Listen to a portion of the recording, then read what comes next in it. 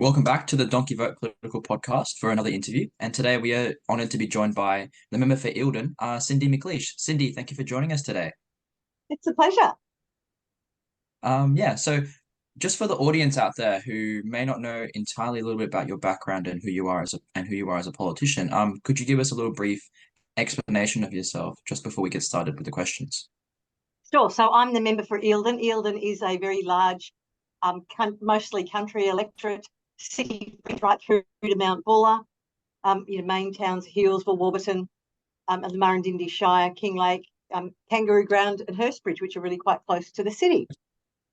I've been a member for 12 years. I was originally the member for Seymour. The boundaries changed in 2012 and they abolished that seat, and I became the seat of the member for Eildon, and I've had this for 3 terms now and into my 4th term. I have a bunch of shadow ministries, small business, prevention of family violence, women, work cover and the TAC. I've previously had environment and climate change. I've had education, had tourism and sports. I've had quite a breadth of shadow portfolios.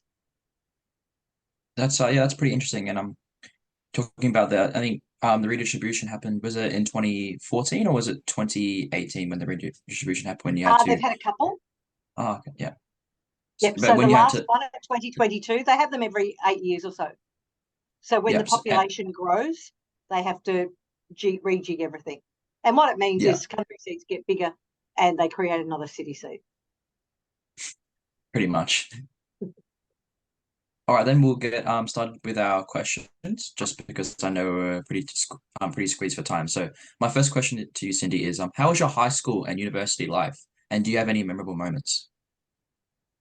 Both were fabulous. Absolutely. I grew up in Yea and went to Yea High School. And, it was only small. I think our year 12 was 7 kids. And now when I go to their speech nights, there's, 30 odd kids. So it's grown considerably. But, small country town, we played lots of sport. I played lots of sport. You went to the other schools nearby and competed against them. Um, and you got to know the teachers quite well because a lot of them lived in the town as well. And then heading to university, you meet such a broad range of people from all over the state and from the city, and it really exposes you to, it opens your eyes to different municipalities and people and what their experiences are. But I had a fabulous time at university. Highly recommended. It's not the same anymore, especially Yeah, when they. yeah, I think correct me if I'm wrong. I believe you went to Melbourne University and did a is it I think you did a diploma in education or I did a um science degree science degree. at Yeah. Melbourne Uni and a dip ed at Melbourne Uni, and I did a graduate diploma in counselling, which is psychology at RMIT, and then I did my master's in business administration at Melbourne Business School. So I've done quite a bit Uh, of study. yeah, four different types sort of degrees there. So Yeah, pretty wide ranging as well in a sense, from but they can all MBAs apply to nicely. psychology. Yeah, it, and I guess like a lot of kids, when you're at uni, you think you don't learn a lot, but when you leave, you realise you do. You have. Yeah, at the end you just realize, oh, I've got 4 degrees. I didn't even realize I was going to get 4 degrees at the start. Yeah, who Um, thought after year and 12 I'd keep studying? yeah, and do you have any actually specific memorable moments from high school, university, or is it just playing sport with in Yale High Look, School against other schools, or I participated in a lot of musicals and things like that. And so I've got a lot of fun memories of things like that. But just very recently, one of my year 12 teachers died, and I went to his funeral, and I was talking to a few friends, and we started thinking a lot of the funny things that happened in class, different stories and the way people behaved about different things. And yeah, we just all talked about it and thought, yeah, that was really a lot of fun. And he was a really great bloke.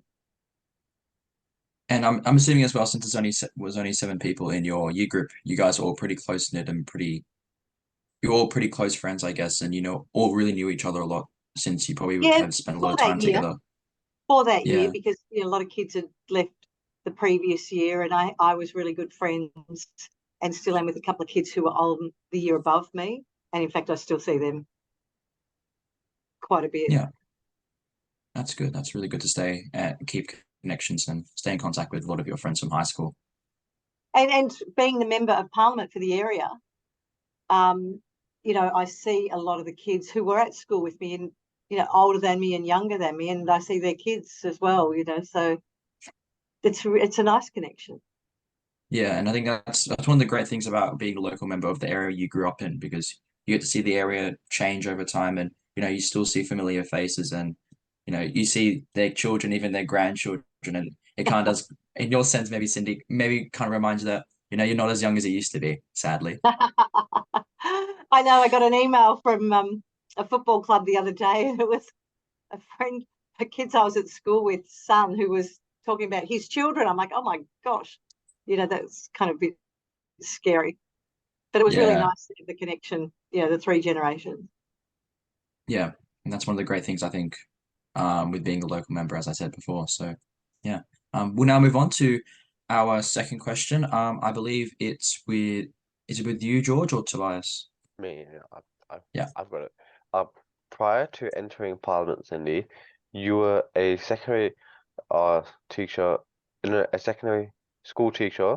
Are you able to talk about your career as a teacher and what are your honest So, thoughts on the? well, I was a teacher a very long time ago. Mhm. So not just before I entered Parliament, it was when my first job was a teacher, and I taught for 5 years. Yeah. And Ooh, so and so this is like 30 years ago. yeah, maybe 20, maybe 30.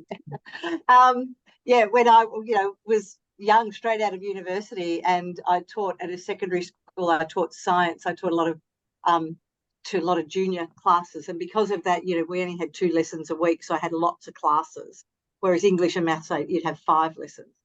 I did a bit of maths as well, and took some sport, but um, and the school I was at was pretty academic, so the kids were usually pretty good in science and maths and had a lot of opportunities. But one of the things that I really worry about now is science and people thinking science is hard. And even at primary school, you hear teachers like they shy away from doing anything around science.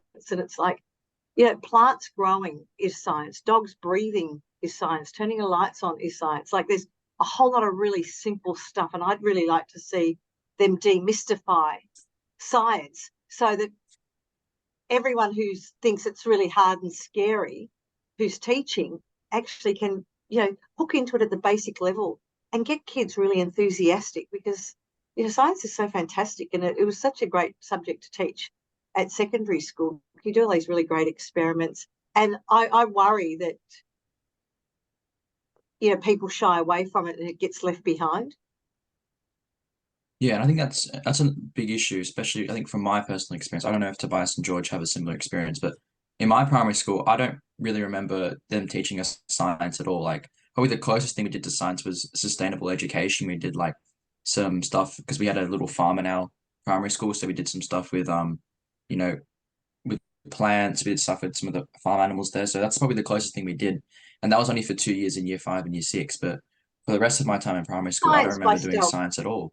Yeah, they don't need to say we're teaching science, but you can do it in so many ways just in regular classroom teaching by being, thinking about it quite broadly. I think would be something I'd really like to see change. And that's at primary. And then, it becomes, your subjects are maths and science and whatever's at secondary school. It's a little bit different. But kids might be more enthusiastic if they can kind of see, oh, yeah, we did some of this and we did that. Or, I used to grow alfalfa sprouts and the kids would be, you know, so excited. Or a bulb, you plant a daffodil and we'd graph it and you could use your maths and science and stuff. And kids loved it. It's really easy to get them motivated, but I fear that people are too scared to do that. Yeah, I think especially even in our, I think Tobias, you can talk a bit about this as well. Like, in our physics and chemistry classes, there wasn't many people at all.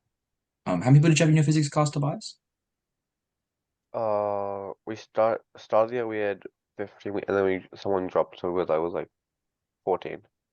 14, yeah. And we've got in our cohort, I think 200 or so. So it's only 14 students who did physics. So it's a And pretty look, physics small. is hard. Physics Yeah, is harder. For physics, I did. it's a harder subject because it's a lot of maths related. So people who don't like maths, they might not pick it. Yeah, exactly. And then because of that, and I think a lot of teachers still aren't confident with teaching physics at, year 8 and year 9 and year 10, just as part of the general science, that kids don't get enthusiastic to go on and do that unless you really love your math. And what we're seeing is it's very difficult to get physics teachers now. And in the country areas, I've seen some schools where they might have one physics teacher across 3 different schools, and they'll do a lot by, video, things like that, so the teacher can talk to all of them, And that's because not the same at all. That's it's not really not the the same at all. same at all. But if you've only got 2 kids, so when I said there were 7 of us in when I was in year 12, only 2 of us did, maths and chem stuff. The others didn't do that. And the year before, I think there were 3 kids that did the maths, physics, chemistry type stuff. So, rather than have that not being an option, they've got to try and find ways to give kids in country areas, particularly, opportunities to do that. Yeah, 100%. I think that's a very big issue, especially with teacher shortages. In metro areas, I think it's probably going to be drastically worse in country areas. Seeing as there's not as many people living there, and as you said, there'll probably be circumstances where there's only one teacher for 3 or 4 schools, which is definitely not a situation you want at all. No, not at all. It's very difficult to get people to go and live in the country areas as well. So, Yeah, it's a big issue that needs to probably be solved in the next couple of months. So yeah, well, they've been struggling with it for a few years. So, it's yeah, and it's probably drastically gotten worse in the last couple of years because of COVID, and especially with I'd teacher say so. shortages and that sort of thing, and less Yeah. immigration. Yeah. We'll now move on to our third question. George. Yeah. So in addition to your teaching career, you also conducted some consulting work, and I believe you're the CEO of the Women's Golf Victoria. How was your journey into those positions? Did it prepare you at all for a political career? That's a good question. And yes, very much it prepared me for a political career. Um, and that was by accident. I wasn't planning on the political career. And when I finished my master's in business administration, one of the things that they talked about was not many people work in areas that they really love.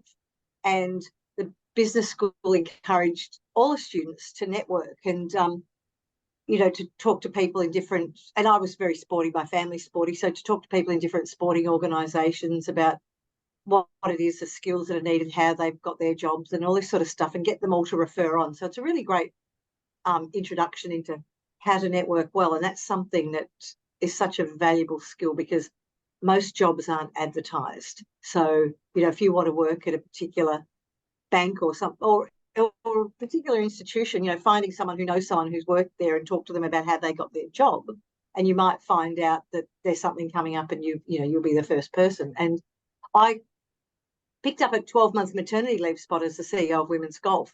And it was only a small organisation, but you were responsible for everything that happened. Like I found all of a sudden I was the IT manager and I was the marketing manager and I was operations and finance and all of this, which was good because it was really well-rounded. It made you very well-rounded. And then when I went into consulting, I consulted to all sorts of organisations. I did a lot of work in the mining industry. So I went to interstate and worked with a lot of the miners in Queensland and Western Australia and Northern Territory and South Australia, and that was terrific. I did a lot of change management work in banking, the financial institutions. I did work with family-owned businesses, multinationals, state government organisations.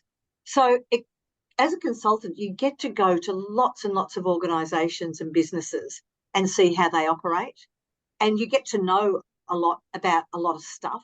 And so when I got to Parliament and bills would come up, I think, I actually know something about that. I'm not an expert, but I knew something.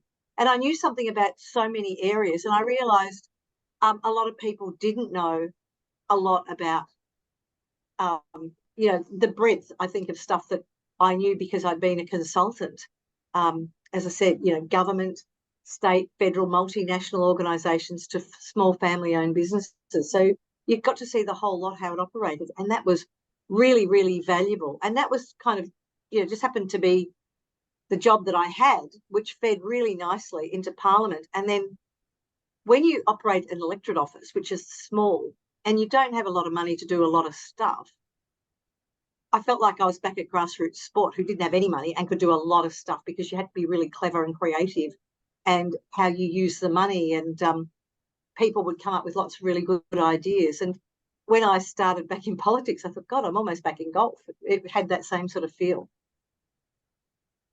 Yeah. And when did you work in those consulting firms in Queensland, especially with those mining companies? Was that just before entering Parliament, or was that a considerable couple of Yeah. years before? So the company that I worked for was based, we had actually businesses, offices in most capital cities and New Zealand. And depending, I did a lot of work with one particular employer that did mining and construction. And so I would go and do a lot of their work. And that was immediately, probably for 4 or 5 years before I entered Parliament. Oh, so not too long before entering Parliament. So I guess that would have been. Yeah, I had this really good gig, actually, with one of the major hotel chains that we were just embarking on just as I got elected. And I was like, oh, that's a shame. I wanted to do that bit of work.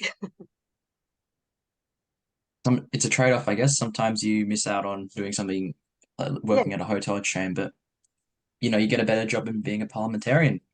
I didn't know. We were all wondering who was going to do the job at Bora Bora. Because you get to, Would you like, say being you travel a lot as a consultant, and so you have a lot of you're at the airports all the time, and it sounds really glamorous. You're flying interstate all the time, but it's tiring.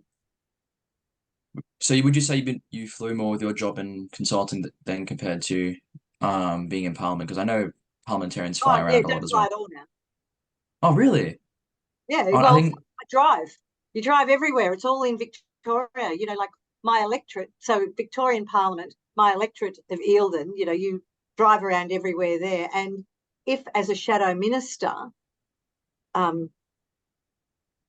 say, like, if you're sport or tourism and you need to go to Geelong or to Mildura or whatever, you might actually fly to Mildura. But if you're driving to Warragul, that's all intrastate. You don't need to go interstate very often or internationally very often at all. Whereas you were a consultant, it was every second week you were interstate.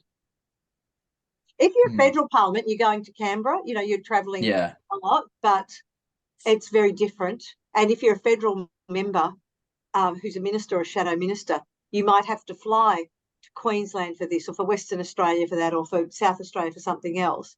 Whereas in Victoria, state, it's all quite local, so you don't fly anywhere really. only on like little parliamentary trips or something like that. Yeah. Would be a circumstance where you'd fly. Yeah. Okay. And you do have the occasional international trip, once every couple of years, perhaps. But not very often at all. Not like every month or every 2 months. Not at all. Not at all. In fact, I lost all my frequent flyer points, which was terribly disappointing, my gold status, which was terribly disappointing. And, you get nothing for all the miles I do on the road. Can't go to those lounges anymore in airports. No. Yeah. I think we'll move on now to our next question. I think I do realize we are pretty pressed for time, as I said before. So, the next question I believe is again with George. Who would you say is a political role model or idol? Angela Merkel, the Ah, former that's a good Chancellor of one. Germany. Germany is one of the strongest, nations in the world. It's a real economic powerhouse. They've got such a great reputation for a lot of what they've done. And she was at the helm for a very long time. And, they have quite a different political system over there, where they have, lots of parties that kind of can make up the government and work together. And she held that together, and she left on her own terms. And, I was really impressed with how she held herself on the international stage. So that's who it is. Anyone else in an Australian sense, or just Angela? An Australian sense, let me think. you know, like I always liked the way Julie Bishop operated. I, you know, thought that she was pretty good, and she was smart and sensible, and you know, did well on the world stage. And I really liked watching her work. And then also somebody younger like Kelly O'Dwyer, who was the member for Higgins a while ago, who was very successful at a young age, and she stepped away for you know, she had young children, and then she decided to focus on her family, but she carved out a great political career, and I admire Kelly for what she did. Yeah, and I think also just touching back on Angela Merkel as well, I think she's a great example of a really, really good chancellor and a really good politician. As you see now, in Germany, there's a lot of it's very, Yeah, very messy there now, especially with it's messy now. Yeah, a lot of, you got to wonder. and it's very, very different now without Angela. And I think people do realize that because she was, I think, chancellor for 16 years. So she was chancellor before I was born, and probably the same year that Tobias and George were born. So it was a very, very long time. And I think she worked with a lot of different parties, you know, SPD, Greens, Yeah, yeah, FDP, she had to all be very across the quick. political Yeah, spectrum. So, and that's, as you said, that's the thing with German politics. You can't, it's very, very rare to have a majority government. So you have to work with political parties, and especially with SPD, which is basically the opposition party, the main opposition party to her at CDU. It would be pretty hard to work yeah, with them, but she found a way to compromise and work together to make yeah. good policy for the people of Germany. Yeah. We'll move on now to our next question. Tobias. Yes, what made you run in the 2010 state election for the Liberal Party, and what made you join the Liberal Party? When I was at university, I shared a house with somebody who was very strong in the Labor Party, you know, his Oof. politics. And it made me realise at the time that my politics were quite different from his. And I helped out for a long time, volunteering, doing different things before I joined. But we had the issue of the North-South pipeline, which was in the time of the Millennium Drought, and the Brumby government wanted to build a pipeline taking water from drought-stricken country areas to deliver it from Melbourne. And so there was a lot of hoo-ha in the country about it, a lot of protesting. It went through our property, this pipeline. It was nearly $1 billion, and it's never been used. But you know, the arguments were, if the city's in drought and has no water, the country is in drought and has no water, so they were going to take what little water there was in the country and bring it to the city. And you know, there was a huge number of people protesting. And in fact, one of the people who ran in that election in 2010 as well, she ran on Plug the Pipe. That was her. And she did very well as an independent, and I got a lot of her votes, and that helped get me in. But it was the North-South pipeline issue, I think, that really got me, and my family, you know, a lot of people, family, friends and things like that, really got us motivated and inspired to do something. And then the opportunity came up. Yeah, and I think that's a thing that we've seen a lot with politicians that we've interviewed over the past couple of months. I think Tobias and George can agree with this as well, that, you know, a lot of them have come into Parliament just from small issues or bigger issues in their community that they see are not being recognised, or their local parliamentarian, in a sense, is not really doing as much as they should be to combat these issues. So that's what's forced them to go into Parliament. And it's like a bit more like a community activist sort of, or like a community servant sort of thing. Yeah, and the local MP, you know, he had his hands tied really, because I defeated a Labor MP, because he knew how incredibly unpopular this was, but the government weren't backing down. So, you know, he really had nowhere to go. So, And do you think if he had a choice, he would be pretty much against the the pipeline project? hard to tell. Hard to tell. Who knows? We'll probably never know the answer to that question, That's sadly. probably true. All right, we'll move on now to our final question. So, finally, what's one piece of advice you give to students in 2024, especially those who are starting university or high school? Have fun, enjoy it, and get involved in a variety of different things. Sometimes, you know, you've got to go outside your comfort zone.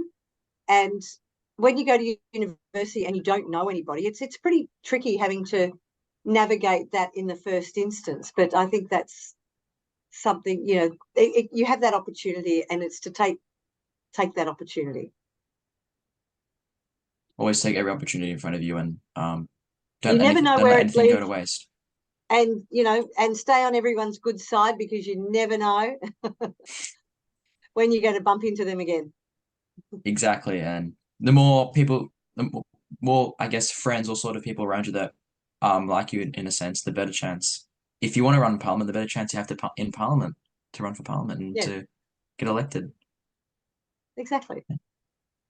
Yeah. So those are all our questions for you, Cindy. I do realize you've got a meeting in 1 minute, but I do appreciate you coming on the podcast and talking to us a bit about your previous careers and who your political idols are and what you think students should be doing in 2024. Thank you for coming on. Yeah, I wish you guys all the best of luck with whatever you participate in this year and your endeavours.